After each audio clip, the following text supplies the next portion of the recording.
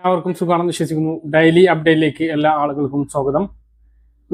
നാളെ ഓഗസ്റ്റ് 15-ാം തീയതിയും തുറന്നുള്ള ദിവസങ്ങളിലും നിങ്ങൾ ശ്രദ്ധിക്കേണ്ട വളരെ പ്രധാനപ്പെട്ട കാര്യങ്ങളാണ് ഈ ഒരു വീഡിയോയിൽ വ്യക്തമാക്കുന്നത്. വീഡിയോയുടെ വിശദാംശങ്ങളിലേക്ക് കടക്കുന്ന മുമ്പ് കൂടുതൽ ആളുകളിലേക്ക് ഇൻഫർമേഷൻ എത്താൻ ഷെയർ ചെയ്യുക, ലൈക്ക് ചെയ്യുക, ഫേസ്ബുക്കിലൂടെ കാണുന്ന ആളുകൾ ഫോളോ ചെയ്യുക. വീഡിയോയുടെ വിശദമായ വിവരങ്ങളിലേക്ക് വരാം. രാജ്യത്ത് സെൻസസിനുള്ള ചോദ്യാവലി പുറത്തിറക്കി കേന്ദ്ര സർക്കാർ. ആകെ 40 ചോദ്യങ്ങളാണുള്ളത്. രാജ്യത്ത് ആദ്യമായി സെൻസസിൽ ജാതി വിവരങ്ങൾ ശേഖരിക്കും. കോവിഡ് വാക്സിനേഷൻ എടുത്തിട്ടുള്ള സ്ഥലം, ബാങ്ക് അക്കൗണ്ടുകൾ, ഡിജിറ്റൽ സുരക്ഷ എന്നിവയും ചോദ്യാവലിയിൽ ഉൾപ്പെടുത്തിയിട്ടുണ്ട്. Aadhaar, voter ID, passport, driving licence തുടങ്ങി തിരിച്ചറിയൽ രേഖകളുടെ വിവരങ്ങളും ശേഖരിക്കുന്നുണ്ട്. സ്വാതന്ത്ര്യം ലഭിച്ച ശേഷം നടക്കുന്ന 8ാമത് ജനസംഖ്യാ കണക്കെടുപ്പിനാണ് നാളെ പുതിയൊരു സ്വാതന്ത്ര്യ ദിനത്തിൽ തുടക്കം കുറിക്കുന്നത്. സെൻസസ് വിവര ശേഖരണത്തിനായി 61,282 എന്യൂമറേറ്റർമാരെയും 10,189 സൂപ്പർവൈസർമാരെയും നിയോഗിച്ചിട്ടുണ്ട്. രാജ്യത്തെ ജനങ്ങളുടെ ഭവനം, സൗകര്യങ്ങൾ, ജനസംഖ്യ, ശാസ്ത്രം, വിദ്യാഭ്യാസം, സാമ്പത്തിക പ്രവർത്തനങ്ങൾ, കുടിയേറ്റം തുടങ്ങിയ കാര്യങ്ങളെക്കുറിച്ചുള്ള സൂക്ഷ്മമായ ഗ്രാമ, പട്ടണ, വാർഡ് തല ഡാറ്റ നൽകുകയും ചെയ്യുന്നുണ്ട്. 1948 സെൻസസ് നിയമവും 1990 സെൻസസ് നിയമവും അനുസരിച്ചാണ് ഈ പ്രക്രിയ നിയന്ത്രിക്കുന്നത്. 2027 മാർച്ച് 1 സെൻസസ് റഫറൻസ് തീയതി. ലഡാക്ക്, ജമ്മു കാശ്മീർ, ഹിമാചൽ പ്രദേശ്, ഉത്തരാഖണ്ഡ് എന്നീ സംസ്ഥാനങ്ങളിലെ റഫറൻസ് തീയതി 2026 ഒക്ടോബർ 1. രാജ്യത്തെ മറ്റു ഭാഗങ്ങളിൽ 2027 മാർച്ച് 1 ആരംഭിക്കും. ലഡാക്ക്, ജമ്മു കാശ്മീർ, ഉത്തരാഖണ്ഡ്, ഹിമാചൽ പ്രദേശ് എന്നിവിടങ്ങളിലെ മഞ്ഞുമൂടിയ പ്രദേശങ്ങളിലും ഓഗസ്റ്റ് 17 ആരംഭിക്കുന്ന സെൻസസിന്റെ 2ാം ഘട്ടത്തിന് മുന്നോടിയായാണ് ചോദ്യങ്ങൾ സംബന്ധിച്ച വിജ്ഞാപനം കേന്ദ്ര സർക്കാർ ഇപ്പോൾ ഇറക്കിയിട്ടുള്ളത്. 2027 ഫെബ്രുവരിയിലാണ് കേരളത്തിൽ സെൻസസ് നടക്കുക. സെൻസസിന്റെ 1ാം ഘട്ടം കഴിഞ്ഞ മാസം പൂർത്തീകരിച്ചിരുന്നു. സംസ്ഥാനത്ത് കൺസ്യൂമർ ഫെഡിന്റെ ഓണച്ചന്തകൾ ഓഗസ്റ്റ് 16 മുതൽ ആരംഭിക്കും. നിത്യോപയോഗ സാധനങ്ങൾ 50% വിലക്കുറവിൽ ലഭിക്കുമെന്ന് അധികൃതർ അറിയിച്ചു. 13 സബ്സിഡി സാധനങ്ങളും സബ്സിഡി ഇതര സാധനങ്ങളും ചന്തയിൽ നിന്നും ലഭിക്കുന്നതാണ്. സപ്ലൈകോയുടെ ഓണം ഫെയറുകളുടെ പ്രവർത്തനവും തുടരുകയാണ്. Atham kit, Uthradom kit, Thiruvonam kit, signature kit എന്നിങ്ങനെ 4 ഇനം കിറ്റുകളും ഇതിൽ നിന്നും ലഭിക്കുന്നുണ്ട്. ഓണം പടിവാതിൽക്കൽ എത്തിയിട്ടും സംസ്ഥാനത്ത് ഓണം സ്പെഷ്യൽ അരി ഓണക്കിറ്റ് വിതരണം താളം തെറ്റുന്ന അവസ്ഥയാണുള്ളത്. പല ജില്ലകളിലും ഓണം സ്പെഷ്യൽ അരി വിതരണത്തിന് എത്തിയിട്ടില്ല. ഈ മാസം 10 മുതൽ വിതരണം ചെയ്യുമെന്ന് അറിയിച്ച നീല, വെള്ള റേഷൻ കാർഡുള്ളവർക്ക് 10 കിലോ 26 രൂപ നിരക്കിലുള്ള അരിയും, പിങ്ക് റേഷൻ കാർഡിന് 3 കിലോ 10 രൂപ 90 പൈസ നിരക്കിലുള്ള അരിയും ഇതുവരെ റേഷൻ കടയിൽ എത്തിയിട്ടില്ല. ഓണക്കിറ്റും മിക്കവാറും റേഷൻ കടകളിൽ എത്തിയിട്ടില്ല എന്നുള്ളതാണ് ഇപ്പോൾ നമുക്ക് ലഭിക്കുന്ന വിവരങ്ങൾ. സപ്ലൈകോ ഉദ്യോഗസ്ഥർക്ക് കൃത്യമായിട്ടുള്ള മറുപടി ഇല്ല എന്നാണ് all Kerala retails ration dealers association Kozhikode ജില്ലാ കമ്മിറ്റി സെക്രട്ടറി KP അഷറഫിന്റെ ആരോപണം. സ്പെഷ്യൽ അരി ചോദിച്ചു വരുന്ന കാർഡുടമകളോട് റേഷൻ വ്യാപാരികൾ മറുപടി പറഞ്ഞ് മടുത്തു എന്നും മറുപടിയിൽ തൃപ്തരല്ലാത്തവർ വാക്കുതർക്കത്തിൽ ഏർപ്പെടുന്നുണ്ട് എന്നും അവർ ചൂണ്ടിക്കാണിച്ചു. സ്പെഷ്യൽ അരി എന്നു മുതൽ കൃത്യമായി വിതരണം ചെയ്യാൻ ആകുമെന്ന് അറിയിക്കണം എന്ന് അസോസിയേഷൻ ആവശ്യപ്പെട്ടു. നാളെയും മറ്റന്നാളും അവധി ആയതിനാൽ ഈ ദിവസങ്ങളിലും റേഷൻ സ്പെഷ്യൽ അരി വിതരണം നടക്കില്ല. മഞ്ഞക്കാർഡുകാർക്കുള്ള ഓണക്കിറ്റും റേഷൻ കടകളിലേക്ക് എത്തിയിട്ടില്ല എന്ന് അസോസിയേഷൻ ആരോപിക്കുന്നു. വെളിച്ചെണ്ണ, പയർ, ഉഴുന്ന്, പഞ്ചസാര, തൂരപ്പരിപ്പ്, മുളകുപൊടി, മല്ലിപ്പൊടി, മഞ്ഞൾപ്പൊടി, ശർക്കരപ്പൊടി, ശബരി തേയില, പായസക്കൂട്ട് ഉൾപ്പെടെ 16 ഇനങ്ങളാണ് തുണിസഞ്ചി അടക്കം മഞ്ഞ റേഷൻ കാർഡിനുള്ള സൗജന്യ ഭക്ഷ്യക്കിറ്റിലുള്ളത്. വാതിൽപ്പടി ക്ഷേമ പെൻഷൻ വിതരണം നിലച്ചതോടെ ക്ഷേമ പെൻഷൻ കൈപ്പറ്റാൻ ബാങ്ക് അക്കൗണ്ട് ലിങ്ക് ചെയ്യേണ്ടി വരുന്നത് 23.14 ലക്ഷം ഗുണഭോക്താക്കൾക്ക്.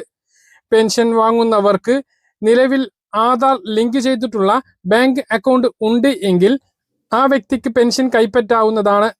പുതിയ രജിസ്റ്റർ ചെയ്യുന്നവർക്ക് നടപടി പൂർത്തിയാക്കാൻ കഴിയും. എന്നാൽ ബാങ്ക് അക്കൗണ്ട് ഇല്ലാത്തവർ പുതിയ അക്കൗണ്ട് എടുക്കേണ്ടി വരും. 2016 ഏപ്രിൽ വരെ ക്ഷേമ പെൻഷനുകളെല്ലാം പോസ്റ്റ് ഓഫീസ് വഴിയാണ് നൽകിയിരുന്നത്. പിന്നീടാണ് ബാങ്ക് വഴി പണം വിതരണം ചെയ്യാൻ തീരുമാനിച്ചത്. എന്നാൽ അക്കൗണ്ട് എടുക്കുന്നതിനിടെ പരാതി ഉയർന്നു. തുടർന്ന് താൽപ്പര്യമുള്ളവർക്ക് പ്രാഥമിക സഹകരണ സംഘങ്ങൾ വഴി പെൻഷൻ വീട്ടിലെത്തിക്കാൻ പിണറായി സർക്കാർ തീരുമാനിച്ചു. 2016 മുതൽ ഇങ്ങനെയാണ് പെൻഷൻ വിതരണം തുടരുന്നത്. ധനവകുപ്പിന്റെ കണക്കുകൾ പ്രകാരം 51,10,908 പേരാണ് നിലവിൽ ക്ഷേമ പെൻഷൻ വാങ്ങുന്നത്. ഇതിൽ 27,95,912 പേർ ബാങ്ക് വഴിയാണ് പെൻഷൻ കൈപ്പറ്റുന്നത്. 28,14,996 പേർ പെൻഷൻ വീട്ടിലാണ് കൈപ്പറ്റുന്നത്. ഇവർ പകുതിയോളം പേർ ഇതിനകം തന്നെ ബാങ്ക് അക്കൗണ്ട് എടുത്തിട്ടുണ്ടാകും എന്നാണ് ധനവകുപ്പിന്റെ നിഗമനം.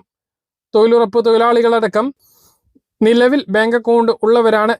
കിടപ്പ് രോഗികൾ, ബാങ്കിലെത്താൻ കഴിയാത്ത ഭിന്നശേഷിക്കാർ തുടങ്ങിയവരെ പരിഷ്കരണത്തിൽ നിന്നും ഒഴിവാക്കാൻ സർക്കാർ തീരുമാനിച്ചിട്ടുണ്ട്.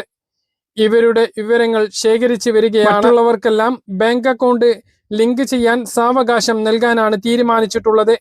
ഇതുകൊണ്ട് തന്നെ വരുന്ന 1-2 മാസങ്ങൾ കൂടി നിലവിലുള്ളതുപോലെ തന്നെയാണ് പെൻഷൻ വിതരണം ഉണ്ടാകുക എന്നുള്ളതാണ് വ്യക്തമാകുന്നത്. തുടർന്ന് വിശദമായ ഉത്തരവ് ഇറക്കിയതിന് ശേഷമായിരിക്കും പെൻഷൻ വിതരണം പൂർണ്ണമായും ബാങ്ക് അക്കൗണ്ടിലേക്ക് മാറുക. ഓണത്തിന് മുമ്പ് തന്നെ ക്ഷേമ പെൻഷൻ വീടുകളിൽ എത്തിക്കാനാണ് സർക്കാർ തീരുമാനം. എന്നാൽ സഹകരണ സംഘം ജീവനക്കാരിൽ നിന്നും പാരവെപ്പുണ്ടാകുമോ എന്ന സംശയത്തിലാണ്. അതായത് ഈ സർക്കാർ അധികാരത്തിൽ വന്നയുടനെയാണ് പെരുന്നാൾ വന്നത്. ആ സമയത്ത് വ്യാപകമായിട്ടുള്ള പ്രചരണം നടന്നത് പെരുന്നാളിന് പെൻഷനില്ല എന്നുള്ളതാണ്. പ്രതിപക്ഷ പാർട്ടികളിൽ നിന്നാണ് അത്തരത്തിലുള്ള വ്യാപകമായിട്ടുള്ള പ്രചരണം നടന്നത്. അതിനു മുമ്പ് സർക്കാർ പെൻഷൻ വിതരണം തുടങ്ങി എങ്കിലും സഹകരണ സംഘങ്ങൾ അത് വീട്ടിലെത്തിച്ചിരുന്നില്ല. ഇതേ രീതി ഈ ഓണത്തിനും തുടർന്ന് പെൻഷൻ വിതരണം നേരത്തെ തുടങ്ങിയാലും കയ്യിൽ വിതരണം ഓണം കഴിഞ്ഞിട്ട് പൂർത്തീകരിക്കുന്ന രീതിയിലേക്ക് സഹകരണ സംഘങ്ങൾ രാഷ്ട്രീയ മുതലെടുപ്പ് നടത്താനുള്ള സാധ്യതയുണ്ട്. മലപ്പുറം ജില്ല ഒഴികെയുള്ള മുഴുവൻ ജില്ലകളിലും ഭൂരിഭാഗം സഹകരണ സംഘങ്ങളും പ്രതിപക്ഷ പാർട്ടികളാണ് കൈകാര്യം ചെയ്യുന്നത്. സർക്കാർ പെൻഷൻ വിതരണം ചെയ്തിട്ടും ഗുണഭോക്താക്കളുടെ കയ്യിലേക്ക് കൃത്യസമയത്ത് എത്തിയില്ല എന്ന പരാതി വി.ഡി. സതീശൻ സർക്കാർ വന്ന 1-ാം മാസത്തിൽ തന്നെ ഉണ്ടായി. 90% സഹകരണ ബാങ്കുകളും ഭരിക്കുന്നത് CPM-ഓ അല്ലെങ്കിൽ LDF ഘടകകക്ഷികളോ ആണ്. ഇത്തരമൊരു പാര ഇനി ഉണ്ടാവാതിരിക്കാൻ കൂടിയാണ് പെൻഷൻ വിതരണം പൂർണ്ണതോതിൽ ബാങ്ക് അക്കൗണ്ടുകളിലേക്ക് മാറുന്നത് എന്നുള്ളതാണ് ലഭിക്കുന്ന വിവരങ്ങൾ. സർക്കാർ വന്ന ഉടനെ ഉണ്ടായ ആ അനുഭവം ഇനി ഒഴിവാക്കുന്നതിന് വേണ്ടിയാണ് പെൻഷൻ ഓരോ ഉത്സവ സീസണിലും കൃത്യസമയത്ത് നേരത്തെ വിതരണം ചെയ്താൽ അത് അതുപോലെ തന്നെ എല്ലാവർക്കും വിതരണം ചെയ്യുന്ന അന്ന് തന്നെ ബാങ്ക് അക്കൗണ്ടുകളിലേക്ക് എത്തിക്കുക എന്ന ലക്ഷ്യം സർക്കാരിനുണ്ട്. അതേസമയം ക്ഷേമ പെൻഷൻ വീടുകളിൽ എത്തിച്ചു നൽകുന്നത് നിർത്താനുള്ള സർക്കാർ തീരുമാനത്തിൽ എതിർപ്പ് ശക്തമാക്കാനാണ് പ്രതിപക്ഷത്തിന്റെ തീരുമാനം. വയോജനങ്ങൾക്കും എതിർപ്പുണ്ട്. ഇതിൽ കിടപ്പ് രോഗികളെ നിശ്ചയിക്കുന്നത് എങ്ങനെ എന്നത് സംബന്ധിച്ച് ആശയക്കുഴപ്പം നിലനിൽക്കുന്നുണ്ട്. അതിനാൽ എന്നു മുതൽ പുതിയ രീതിയിലേക്ക് നടപ്പിലാക്കാൻ കഴിയും എന്നത് തീരുമാനമായിട്ടില്ല. തൽക്കാലം പെൻഷൻ വിതരണം നിലവിലത്തെ രീതിയിൽ തന്നെ തുടരാനാണ് തീരുമാനം. ഓണത്തിന് ശേഷം പുതിയ നടപടിക്രമങ്ങൾ നിശ്ചയിക്കുന്നതാണ്. ഈ മാസത്തെ പെൻഷൻ വിതരണം തിങ്കളാഴ്ചയോ ചൊവ്വാഴ്ചയോ ഉണ്ടാവാനാണ് സാധ്യത. അതിനു മുമ്പ് അറിയിപ്പ് എത്തും. 25-ാം തീയതി 1-ാം ഓണത്തിന് മുമ്പ് വീടുകളിലും പെൻഷൻ വിതരണം പൂർത്തിയാക്കാനാണ് സർക്കാർ ലക്ഷ്യമിടുന്നത്. പക്ഷേ ഈ ഓണക്കാലത്ത് പെരുന്നാളിന് ചെയ്തതുപോലെ സഹകരണ ഉദ്യോഗസ്ഥർ സർക്കാരിന് പാരവെക്കുമോ എന്ന ആശങ്ക സർക്കാരിനുണ്ട്. വിതരണം ചെയ്ത തുക അനുവദിച്ചാൽ പോലും വീടുകളിൽ പെൻഷൻ ഗുണഭോക്താക്കൾക്ക് വിതരണക്കാർ താമസിച്ച് എത്തിച്ചുകൊണ്ട് ഓണത്തിന് പെൻഷൻ എത്തിയില്ല എന്ന വ്യാപകമായി സർക്കാരിനെതിരെ പ്രചരണം നടത്തിയേക്കാനുള്ള സാധ്യത സർക്കാർ മുന്നിൽ കാണുന്നുണ്ട്.